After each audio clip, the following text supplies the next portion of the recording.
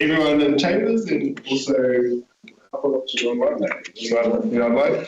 Formally open our council extraordinary meeting today. I'll give our council brief in Tagalog English.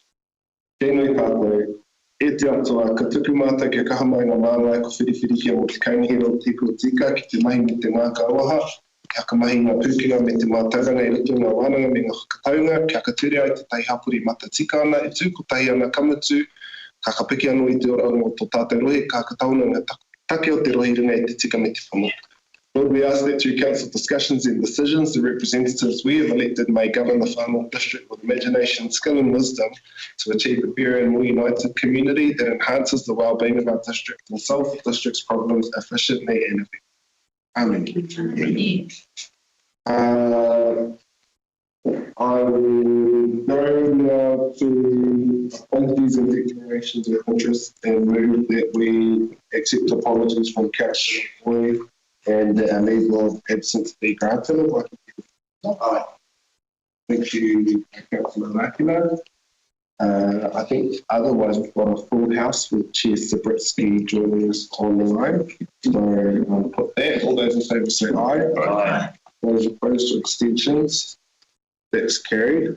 I'll ask if there are things of interest that would like to be declared now. Any of the items, or you can do so at the item itself. I just want to acknowledge we've got our Te Koe are Gordon Shaw joining us online for the Waters campaign. We've also got Helen Robertson and Marie as well from our perspective. With that, I know we will jump straight into things and we will start with item 5.1, local government New Zealand remits. The recommendation is that council support three remits, one from Rotorua Lakes Council on improvements to the Dog Control Act, one that is from us ourselves for the devolution of placemaking authority to local government, and one from Whangarei District Council on financial support for I think that's going to have to go. I will open for any questions. Any questions on the remit? We'll go on to the debate then. Remits are a funny thing. You win some, you lose some. You win some, and they go somewhere. You win some, they go nowhere. You lose some, and then they still go somewhere. So it's a part of the process of local government New Zealand and helping a lot of things that matter to them. In the past, this council has been successful with a number of remits. At our last AGM, we were around alcohol licensing. We haven't had an update in that space though, but would be due one. I'm in support of all three remits here. Mainly at this stage of the proposal too, a lot of work can happen to get to the next steps. The first, this is kind of, you need to show that you've got some support for them, either at a zone or from 4 other councils. And then you can send it into Local Government New Zealand and they look at it with a panel and the National Council looks at them. And then they'll say, yeah, we're happy for these to go to AGM for a full vote. Here's the list. So we'll have a list of remits that are accepted that will come to us at our June meeting, I think, before the AGM, so we know how to vote on which ones we want to see. And at that point, that's when staff will give a breakdown on each of the remits. So we don't have it there. This is just them in their raw form. In particular, though, I am going to speak in favour of the devolution of placemaking authority to local government remit. Put that one up myself. That followed, it was always in my mind for a while now that I thought it was funny that the Minister of Land Information New Zealand held a trump card over placemaking authority. And then successive LINZ ministers have made bizarre determinations, if I'm being honest with you. And the most recent one, of course, disheartened our whānau in Kororareka, who works quite hard to try and either get Kororareka officially recognised and dual name with Russell, or to be restored as the original name for Russell that was overturned, alongside a number of other requests from councils and from communities to the minister at that time. A lot of them were around spelling corrections too, and if it was spelt wrong in Te Reo, it stayed spelt wrong in Te Reo. It was spelt wrong in English, it stayed spelt wrong in English as well. But I do believe that it's better placed for local government to be able to work with our communities and to oversee a better process, and rather than Wellington determining what these official names should be up and down our beautiful country. And so that's what that remit is proposing. Probably a lot of work to go into it. I originally wanted it to go to zone. It didn't pass at one of our council cousins' tables. Whangarei didn't support the remit, so that means it won't pass at zone. So we require at least 4 other councils to support us today.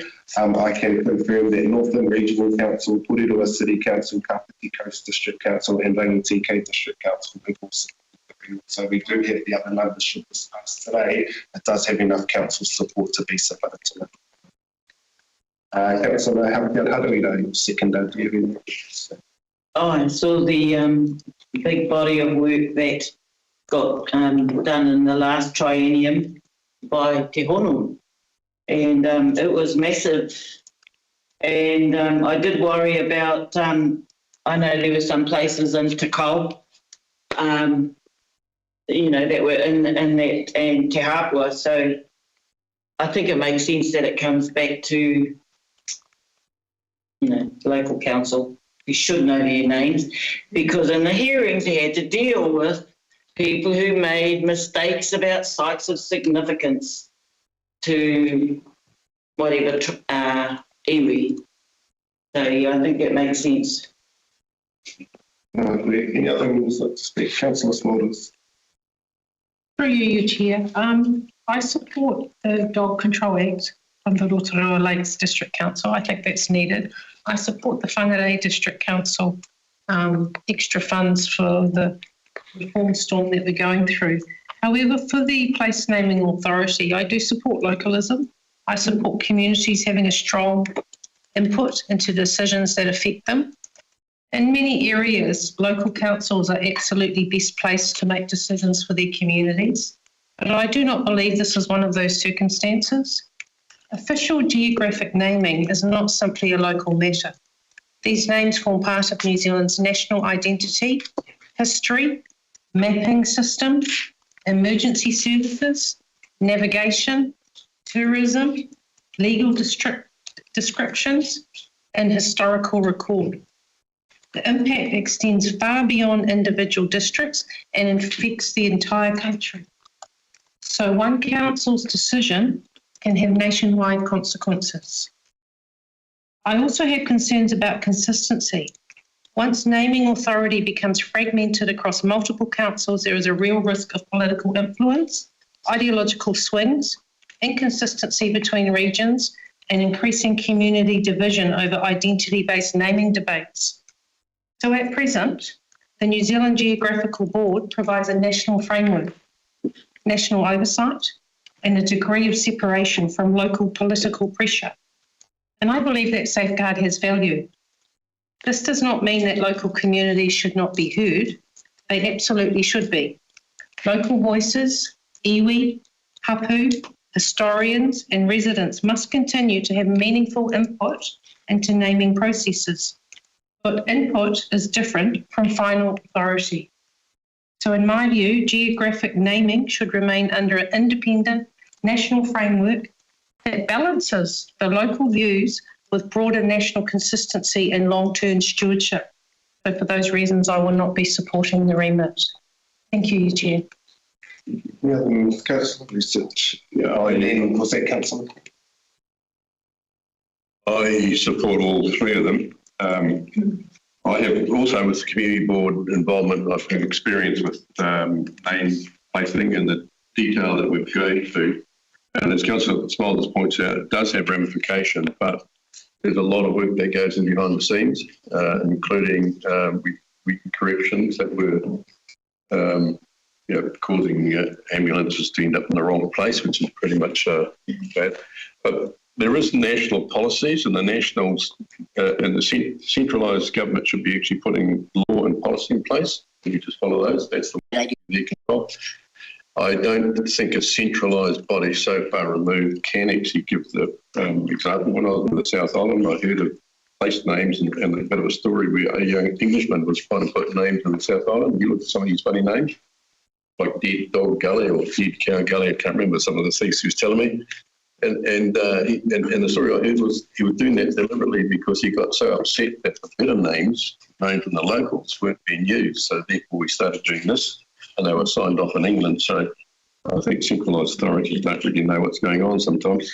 So I'd like the localism and the power to be with the local people to provide all that. And I think we are mature enough to be doing that. So thank you. Thank you. Forgive me, Michael.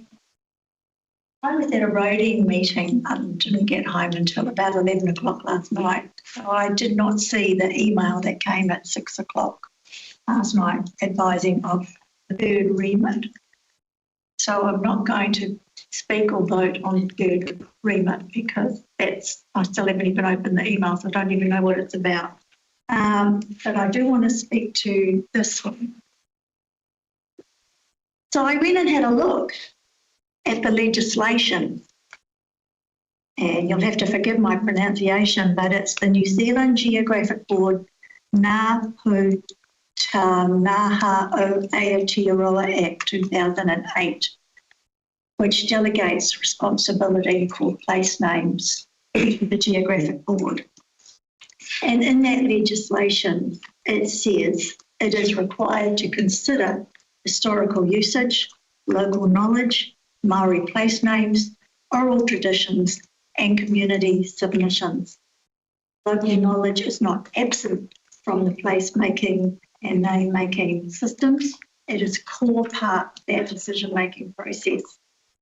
Importantly, what the legislation requires the Geographic Board to do is to consider national consistency, mapping integrity, geographic data from emergency management and infrastructure systems. This remit does not address how consistency would be maintained across regions, how national mapping and geospatial systems would be managed, how emergency management would be managed, and how national mapping would be managed. I want to acknowledge the intent behind the remit and the legitimacy of getting local place names right. The way to do that is to engage in the system. And that doesn't mean we're always going to win the argument, but the Geographic Board has to consider the wider picture of New Zealand, not just the far north and the other councils that support this remit. As an aside, I used to live in the Chatham Islands and our town was Waitangi. I cannot begin to tell you how many times I got mail meant for the Bay of Islands, and the Bay of Islands back in New Zealand got mail intended for us. So there is an important distinction that the Geographic Board has to make in ensuring that it is clear and consistent and easy to use. Thank you. Thank you. The other members? Councillor Grumpy. Thank you, Member Paul. I just had a question/statement around the remit for the place naming. Bringing that responsibility onto the council away from central government, do we know what the cost would be for us to handle those place naming authorities and how it would be funded? Because I'm just wondering, we're taking away a central government job, I guess, and bringing it towards us. Have we worked out what that cost would likely be? And obviously the ratepayer will be paying for that. Is it something that they're prepared to pay for? I'm just concerned that we're just bringing more burden onto them for the cost of it, is my question/statement. Thank you. a part of the remit process is that it allows you to put up something to see if the sector are supportive of the idea in general, but then it puts that body of work onto local government New Zealand to resource to actually do more work into it and to work with central government. So the reason why we don't have answers to that sort of question is because you don't want to put a whole lot of work into something. If one, you don't know you've got sector-wide support to see some change in that space. And two, if you can put it up as a remit and get New Zealand's policy to those are concerns that I should tell. We are all sick to death of the unfunded mandate at local government. So this is the start of something that I think we'll be able to tease out a lot of this and think through the process. But we're way at the start of the process. Seeking support so that we can see where it could lead to, but it's still not that. Councillor Stratford. Thank you. Kahika, I'm going to support all three, and it goes without saying there needs to be improvements to the dog control legislation.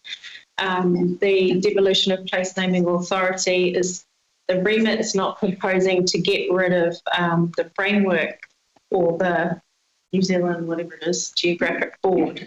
It's to ensure that the decision or the consultation that happens in a community is what is decided at this point in time. That's not what's happening.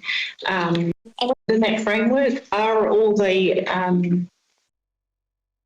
things that government and would need to turn their mind to that Councillor Court outlined. So I'm supporting that, and I encourage my colleagues to. The reforms process is mountainous. You know, we've got this 3-month Head Start program, and then beyond that, whatever proposal we end up having staff and us work towards, that needs more resources, and that's what remit number 3 is going for, funding from the government. So I urge my colleagues to support that one as well. Kia ora. Just by way of right of reply, appreciate all of the kōrero that we've had, and no doubt we'll have even more when we see the final confirmed list of remits that will go up to AGM, where I think we get 4 votes based on our population and membership fee that we paid at LGNZ. So I'm actually excited to see what other councils have come up remit-wise when we get to that point in time. I'm still in support of the devolution of place naming authority to us. I also brought this up with Minister Penk, who's our current Minister for Land Information New Zealand. He did think it's bizarre that he gets the trump card over certain things. So the board can decide something, but it goes to the minister to sign off. He can decide against what his own board in the consultation have said for political reasons. So he was in favour of further conversation in the space. He said if you talk to the sector, then this was last year in Wellington, then I'm all for taking this one off my list of things that I have to do. So that's where this remit kind of started, because right now he's the judge, the jury and the executioner on things. And just on his recent one, and this is one of the reasons why TK District Council has been in support of us, they submitted to the New Zealand Geographic Board to include a macronised I in their name.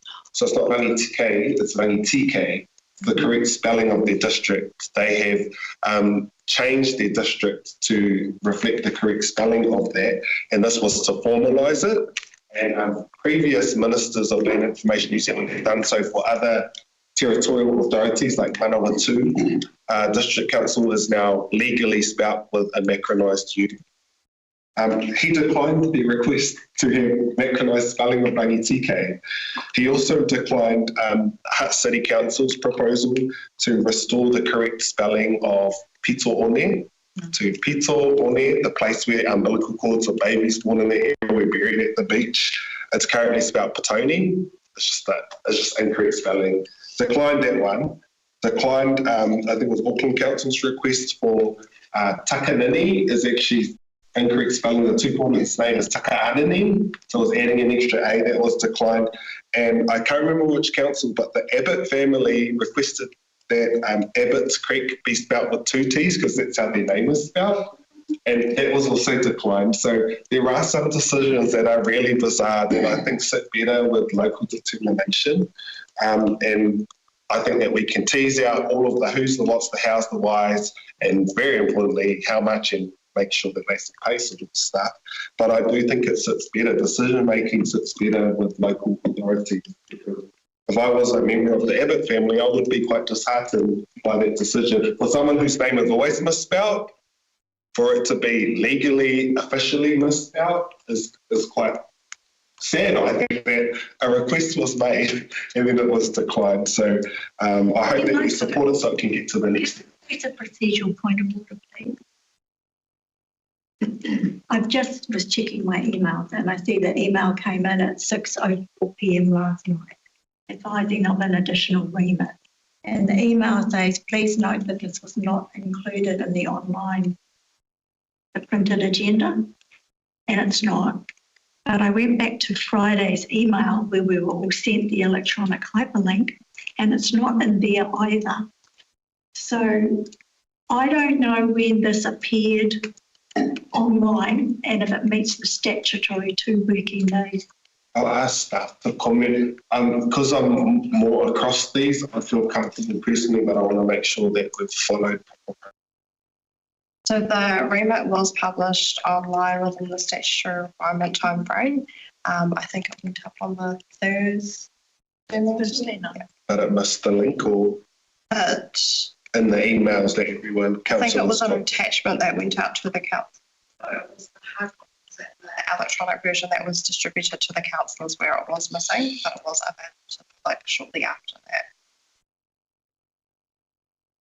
Can I express my discomfort that the elected members sitting here at the table who may have been fortunate enough to have read their emails last night would know about this.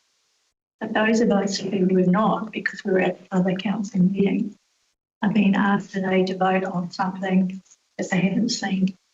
I don't think that's good practice. I'll leave it at that. Right, and what I intend to do is take the vote for each remit separately as well. And can I just add some of my own clarity? I read that remit over the weekend. And the right of reply has been given. I think I understand that. All right, we're going to put the motion, so we'll be voting on A, which is the improvement for the Dog Control Act from Northland Lakes Council Attachment Fund. Do you need to move a second for each, or can we just vote? We can take the mobility of all three. All those in favour say aye. Aye. Those opposed or abstentions, that's carried. We'll go to B, the draft remit devolution of place naming authority to local government. All those in favour say aye. Aye. Those opposed? Ordered. Thank you. Councillors Court, Balky and Saunders. Any abstentions? That's carried. And the third remit, financial support for government reforms. All those in favour say aye. Aye. Those opposed? Abstain. Abstain. Abstentions. Council Court. That is carried. Thank you. We'll now go to item 1.2, Northland Waters Land Welfare, Mr. Councillor into Northland. Our recommendation is that Northland District Council approve our caption entering Northland Waters Limited as a shareholder and subscribing for ordinary Class A shares on an equal basis with Whangarei and Kaikoura District Councils as set out in the shareholders agreement. B, approves the shareholders agreement. C, approves the execution. D, approves the transition agreement. E, authorises myself and the CEO to execute those documents on behalf of our stakeholders that include the steps we apply to give effect to our entry into Northland Waters Limited, including completion of the share subscription. F delegates myself or the CE the ability to make or agree to any minor editorial amendments to those documents. G, appoint 2 representatives to the shareholders representatives group and then also 2 as alternates. H, delegate the shareholders representative group and alternates in the responsibilities and decision-making functions as set out in the terms of reference and schedule. And E, I refer to our Te Koikoea Committee for consideration and recommendation back to Council the question of the standing approach to shareholders representative appointments, including when the representatives in our termination are restricted to elected members. So now 4G, I will look at everything but 4G. I will be putting myself and Councillor Vustich as the representatives, but I'm going to check and record if there were any others who wanted to be these representatives.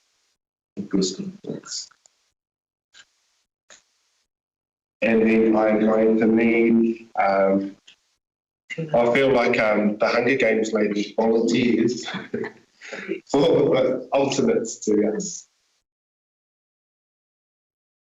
I'll go with alternate. Alternate, thank you, Councillor Strickland. I'll go. And I'm leaving the other than and Councillor Smulders.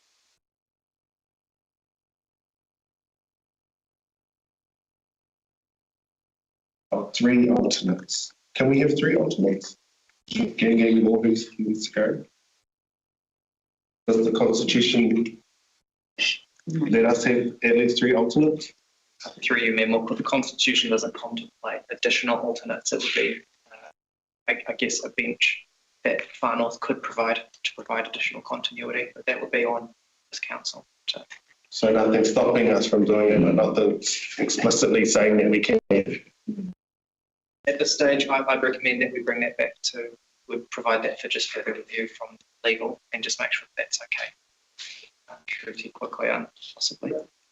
Because of the limited time we have for this extraordinary meeting, do I need to have alternate names now, or can it be decided later? The usual mechanism that I would look to put across is just our voting system.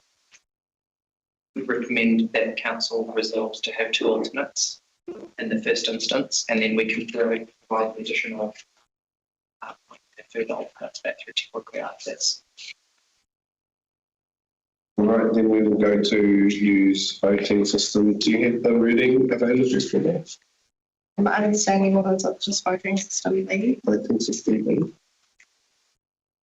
which is when we go around the room, write on a piece of paper who of the 2. 2 of the volunteers you would like to have represent you, and then we'll collate them and see whether there's their runner. Are you able to get that prepared and then we can carry on with the paper itself? I'll withdraw. You withdraw? Aisha? I'm just wasting time, and we're very time. Yep. Also, I did present at 6 o'clock last night, because obviously that's when council is able to put things up last minute, that we vote A to H and we do I separately. Has that been put forward to you, Michael? It hasn't been affected to do so. Thank you. Now I have moved. Have we got Councillor Stratford and Councillor Hanlon? I do need a seconder. Councillor Hanlon, thank you. I'll pass over to Charlie because he's ready to go and he's ready to add to your meeting. Thank you, Mayor Moko. Council is familiar, I guess, with legislation and requirements why we are here today. I note that the first council resolution in relation to local water done well, and now Northland Waters Limited goes back to July 2025. This co-op has been in train for some time, and today represents commitment point 2 with Far North District Council's decision or whether to join Northland Waters as contemplated under the Act. The previous resolution, 2 resolutions relevant to today's decision making, 1st of April 2026 for Far North District Council Council endorsed the shareholders agreement and constitution in principle. There are minor changed edits in the papers which have been presented today. They do not constitute anything material from the papers which were presented on the 1st of April. Council did resolve 3 additional matters at that meeting, which I intend to speak to. One was in relation to endorsement of local government funding agency borrowing across the ring-fenced service areas. As a reserved matter, reconfirmation of the inaugural board of directors by the member steering group and both SRG representatives, so point I that Councillor Smulders has raised, being elected members. Events have taken over some of the ability for council to further resolve on those matters. So the LGK borrowing headroom point was resolved to provide further confidence to Whangarei and Kaipara District Council around the financial position going into the entity, but the paper notes that it is not changed in the foundational documents, and council staff do not believe it's relevant to continue pursuing that. The inaugural directors, so Whangarei District Council has incorporated the company, including the appointment of directors. So matters have overtaken the ability for council to resolve on that. And then in relation to the shareholder representative group composition, the recommendation of point I is in relation to referring that decision back to Te Koikoia as a body, the CCO committee. For the reason that decision is being presented by council officers today is that the amendment was tabled on the day, on the 1st, as an amendment to the original resolution. It was contemplated that there would be a change to the terms of reference in Schedule 4 of the shareholders agreement, which was not changed as we've gone through the process and is not able to be changed reasonably at this stage. It has been adopted by Whangarei and Kaipara as it stands. There is the ability for council to resolve, to self-impose the requirement on that point, but decision-making requirements that council officers consider under Part 6 of the Act are around the reasonableness of the decision-making, and there are some implications around that which staff believe is appropriate to be considered by Te Koikoia and brought back to full council for consideration. That may be the advantages, the disadvantages, the options, and any policy amendments that might need to be made to give effect to that. On the 29th of April, council reaffirmed its commitment to the regional model. Several readiness matters were identified at that point in time, and that followed the request for a deferral to 30 June, back to 30 June as contemplated by the Water Services Delivery Plan as adopted by DIA. However, we are now in a situation where Whangarei has incorporated the company. We have a resolution on the 29th to hold this extraordinary meeting today to contemplate this decision. In the intervening period, council's also considered matters raised at a workshop on the 5th of May with at the time the external advisory group and now the inaugural board of the company.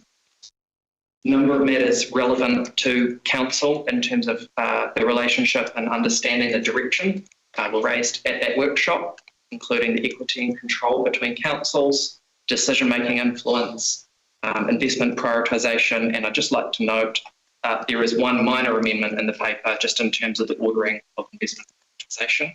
It's compliance, renewals, and then growth, and just drafted that the wrong way around. The financing structure, so local government funding agency, guarantees, ring fencing, and a potential pathway to harmonisation, asset and land transfers, principals agreement, etc., noting that it's a complex topic that will be worked through over the next 12 months. Relationships with community, iwi, hapu engagement, climate adaptation, and the important business that will come to council in relation to the development of the statement of expectations, which is required within 6 months of incorporation. So the clock is already ticking on that one.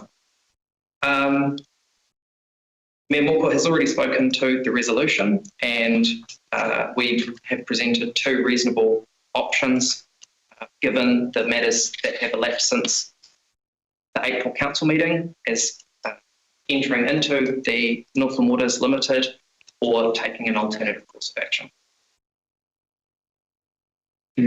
Questions? Councillor Strickland. Through the chair, Charlie, the amendments in Schedule 4, including appointing a director to replace the chair of the company and changes to the remuneration of the directors, did that come to us at Te Koikoia, or has this been changed since? This has been changed since. Yeah. And those recommendations came from the elected member steering group paper, or are they not aware of these amendments either? They did not go through the elected member steering group. They're considered that under the category of the minor edits available to give effect to the events that were on train. Directors being paid were already, was a remuneration already set? The remuneration in the shareholders agreement, the strategic pay of an independent. It's been assessed, yes, yeah, okay. Just, seeing the numbers in here, I'm like, wow, how is this going to be managed? It's a lot of money for directors considering, they're trying to build staff and capability. I don't think my other question was.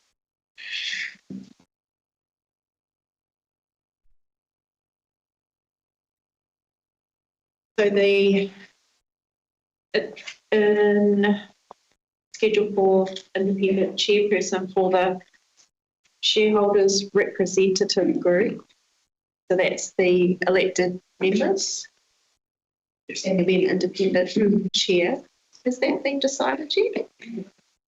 My understanding, the inaugural meeting date is set for the 25th May, which will be the final elected member steering group meeting and the inaugural shareholders representative group meeting. So the governance transferred from one unincorporated body to the representative group of the incorporated body.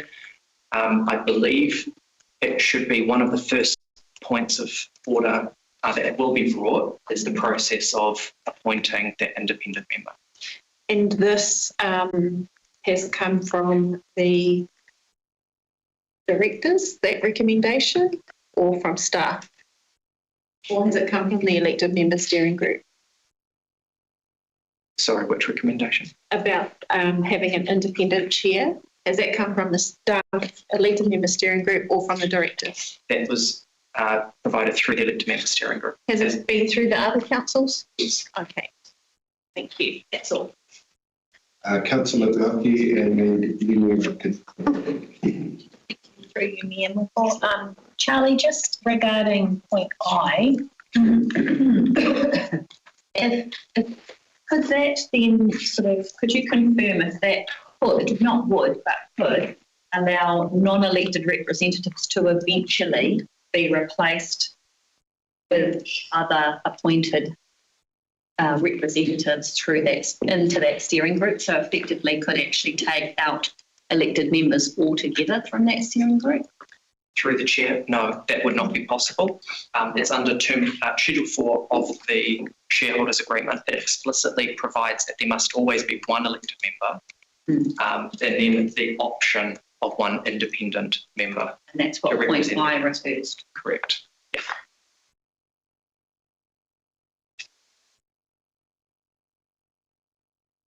Ruminating another question, Councillor Duffy.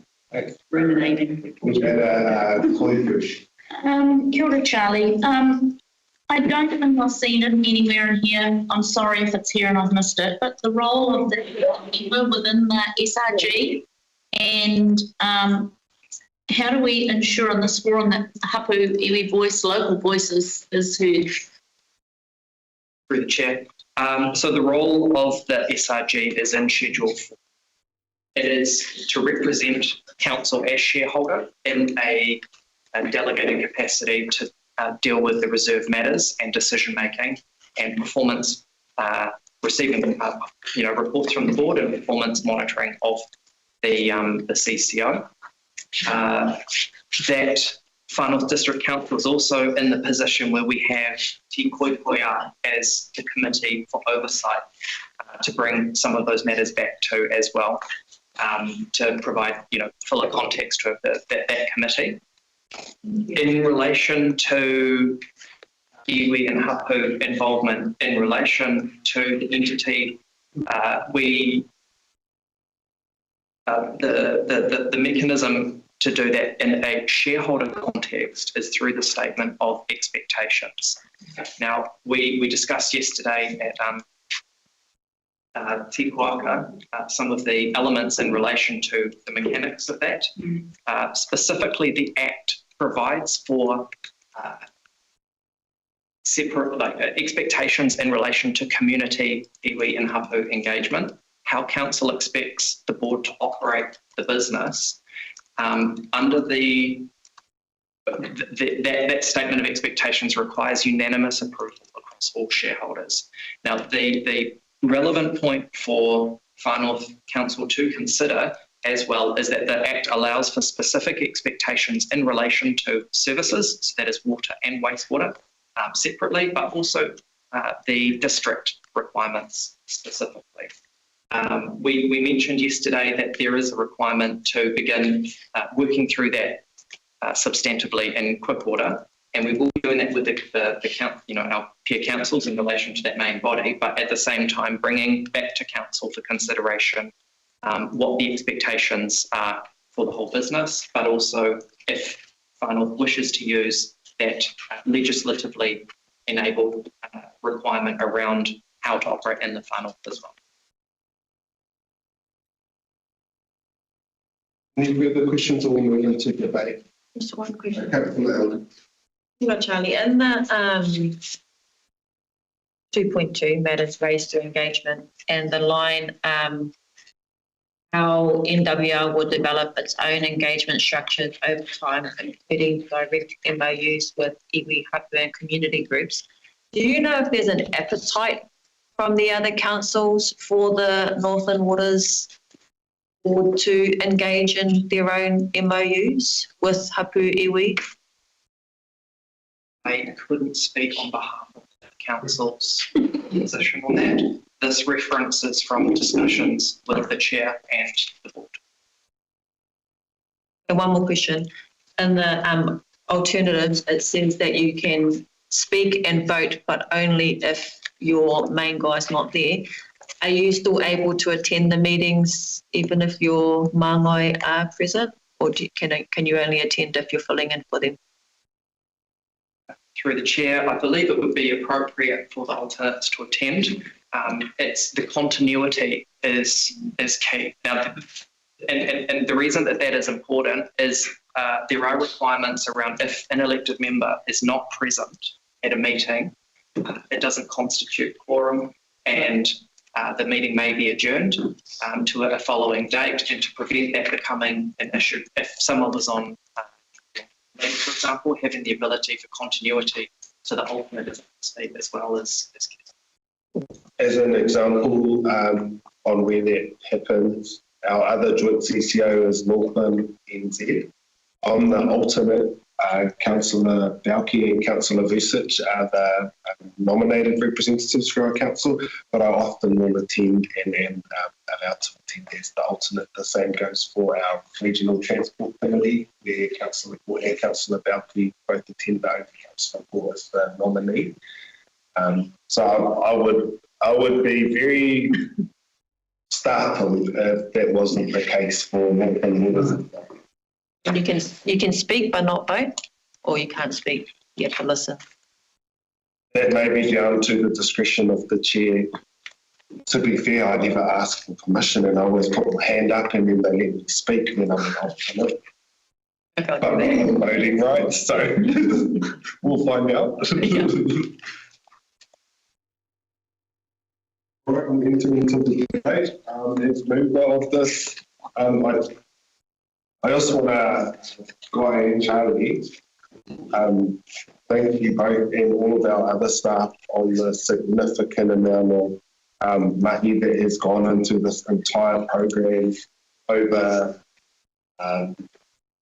different governments, different councils, and it's all has culminated in, I don't know, it's all ended up here on our table today, and not without a significant amount of ups and downs to get us there. So the fact that you've finally got something that you're able to present to this council to make a decision on is it is significant and like quite monumentous.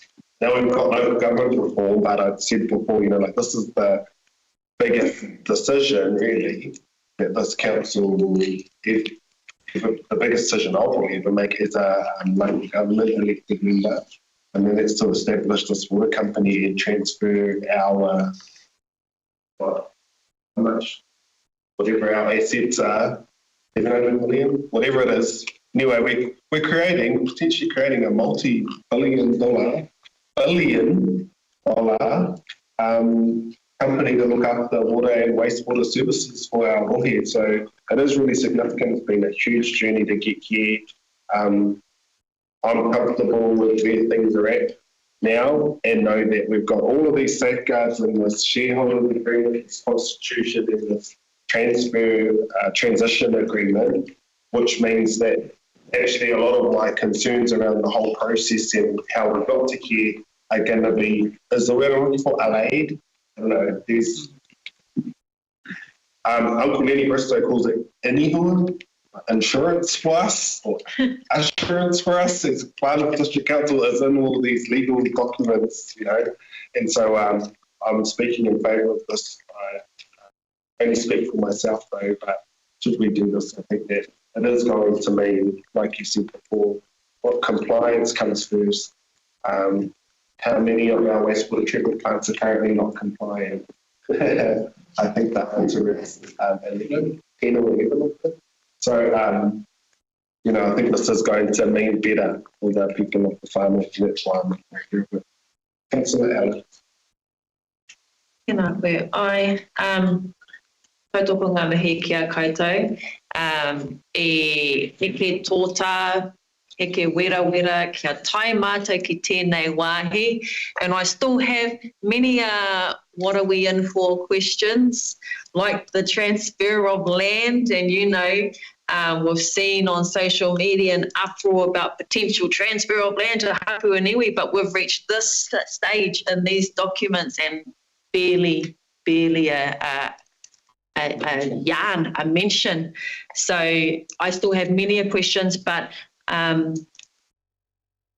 have a lot of faith and admiration and respect for how you've carried our voice throughout this process, Charlie, you and your team, and just, yeah, really want to thank you. And thank you as well for your support as well and bringing clarity and a little bit of calmness to this feel. Koe nāna.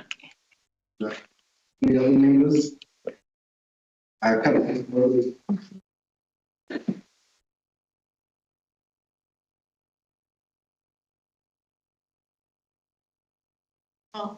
Point of order. Members don't stand at the pulpit, they're seated. Under standing orders. Only the chair stands. We'll find the standing order, but only the chair stands. The chair stands to control. The camera is following voices within the room. So are you looking for a better camera angle?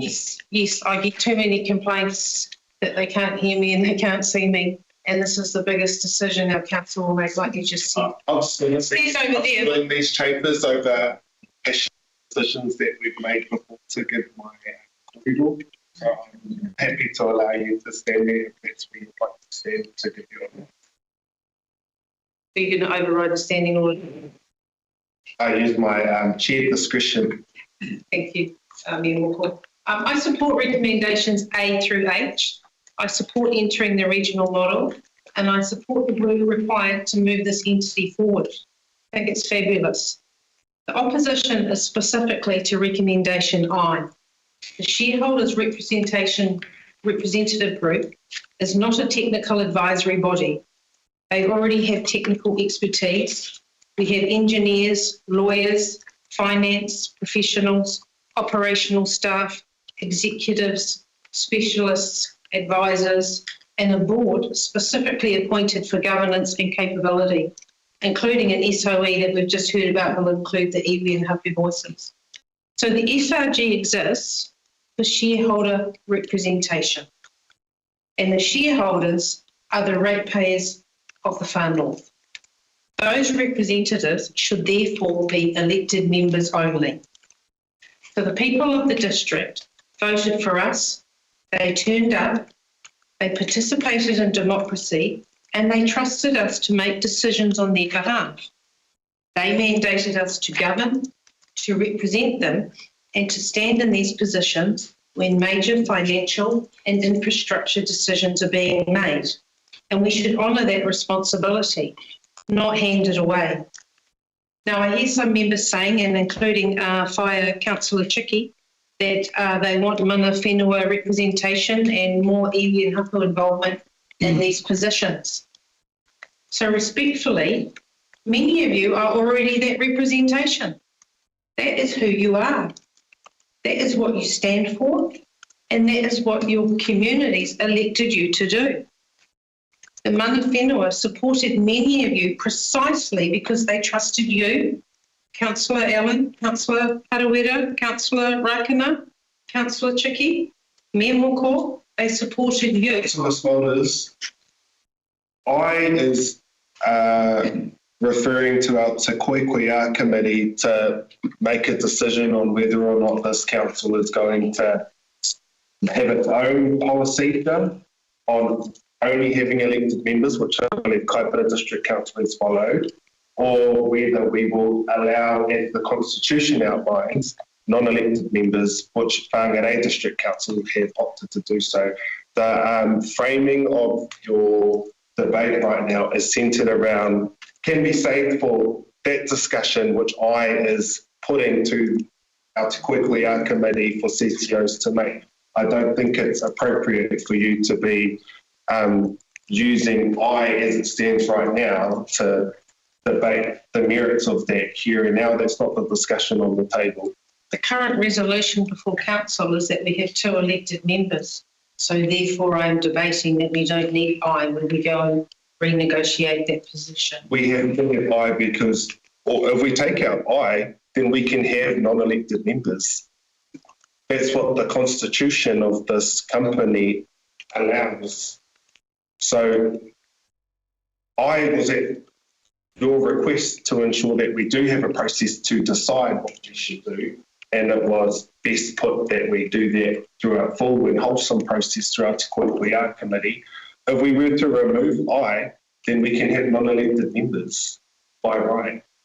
Can I just get clarity on that from staff? Through the chair. So I is incredibly appropriate if we want to be able to have a reasonable debate and a proper process to inform who should represent us. For now, we know it's going to be elected members, both our appointed and our alternates are elected members, but we've got time to be able to figure out what that looks like for us later on. If we were to remove I now, then we won't have, then we can have non-elected members by right. Do we not have a current council resolution in that at the moment we have 2 elected members as per the current? I believe that our execution of resolution of the recommendation to approve the shareholders agreement in B, the constitution in C, and the transition agreement in D, resolutions of this council, because that will be the foundation documents of the company. But I asked that. Through the chair, the resolution passed on the 1st of April contemplated, given the circumstances at the time, the foundational documents were not completed, and there was an opportunity for that to be brought back. That opportunity has passed without those changes being made to the foundational documents, and by precedent, the way that Kaipara has got around this is by doing a secondary resolution. to self-impose that restriction. The recommendation in Part I today is under Part 6 of the Act is to provide council via Te Koikoia the ability to consider the advantages and disadvantages of that, to then present a time-bound recommendation back to council to then make that decision specifically on Part I, whether those self-imposed restrictions are applied. If Part I was removed entirely, there is not a clear pathway on how that would be achieved if that is council's decision to achieve it, because as the foundational documents are currently finalised, it allows for both one elected member and an optional, which may also be an elected member, but there's no requirement for that to be 2 elected members. The report doesn't reflect that, but thank you for clarifying. I'm going to Councillor Research. Thank you, Member. I support this. I just want to acknowledge all the work that the team has done, yourself, Councillor Court's done over the previous triennium as well to get to this point. It is a major change, and there has been direction from central government on it as well to bring us to this point. I have to, while I support it, I have to, especially at A where it says we're accepting it as a shareholder and as subscribing to the ordinary Class A shares. So we're spelling out specifically what we want to see, which is important given that where things are sitting at the moment. I have to admit I'm a bit disappointed in Wongarai not waiting another 15 days, but they went ahead anyway and incorporated it. But hey, there's nothing, as you pointed out, Charlie, there's nothing material in there, so that's still open to us. There is a sense of urgency, so that's why I support it. All of that's there, including I, for the reason you've stated, Mr. Chair, gives us an opportunity to discuss, as Kuiper did, if we want to change it. At the fair moment, I support everything that's here. Any other members? Councillor Hauke, I believe. Good, okay. I appreciate all the mahi that's gone in here, but with 19 treaty reforms where our treaty rights have been stripped, I'm afraid I'm going to have to vote against the whole thing. There's no guarantees. Maybe one elected member or something on somewhere here doesn't do it for me. Just come all your way, nothing personal. And one of the things I found with constitutions and documents that so we look at you, the trustworthy person, but post you, another person can interpret a different way. So on that basis, I just come all your way, Koto. We'll go to right of reply. I appreciate the differing views that have been reported here. I still think that this is the best decision we can make given the legislation, the legislative imperative that we are compounded to follow. This is the best decision that we can make on the people of Whanganui. That's why I will be, irrespective of my own personal concerns with how it will work on the ground, how Far Northerners across our service, municipal supplies will be served by a region-wide company. I still think that it is making lemonade out of the lemons that we are given legislatively to do. So I do still speak in favour of it. I appreciate the significant concerns that mana whenua have with this. We do have Māori ward councillors that sit at this table. We also have Māori who sit at this table, not by way of a Māori ward, but that's a different argument around who you're representing here through representation, and then also mana whenua and the mandate to represent mana whenua, which is a whole different argument which we're not going to get into today, but I acknowledge the concerns that have been raised around what that looks like when going to the company. I acknowledge that we have had board members in this chamber are part of conversations with us, and I don't think it's lost. I don't think as my nana calls it, taringa pisai. I don't think that the ears were blocked to the kōrero, or that they're going to be able to filter that out from wherever they sit or wherever they live, the importance of including community, iwi, hapu, as a part of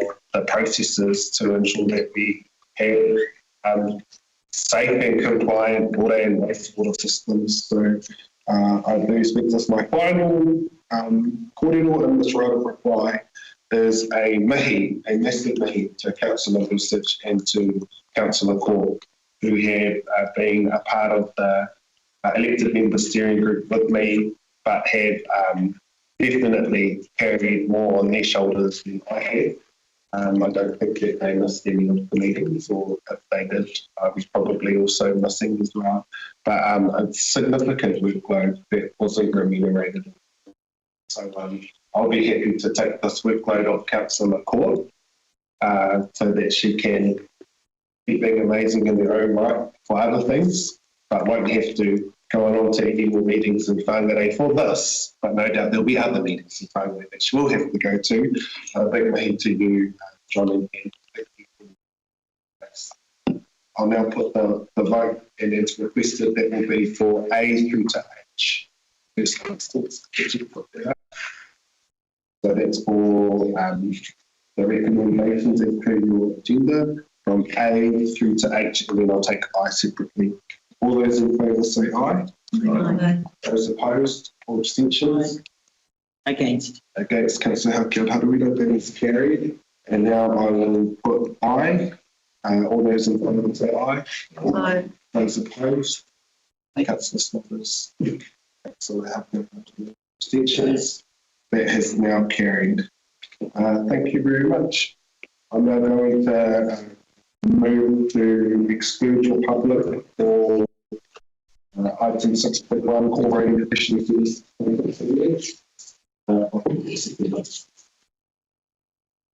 Hi, Helen.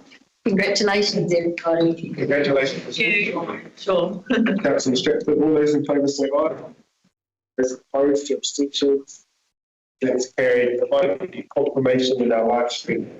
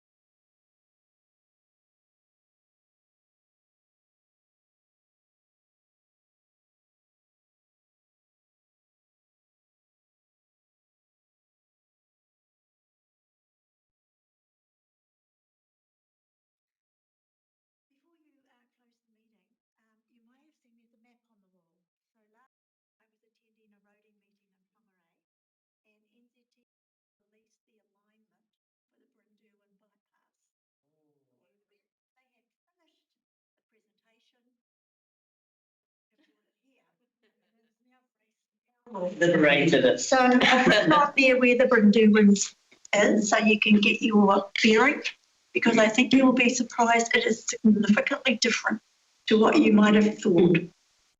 But there it is, in all its glory. Is that alignment for those for my papa watching online? Is that available online for the Yes, it public is, because it lodged for their notice of requirement.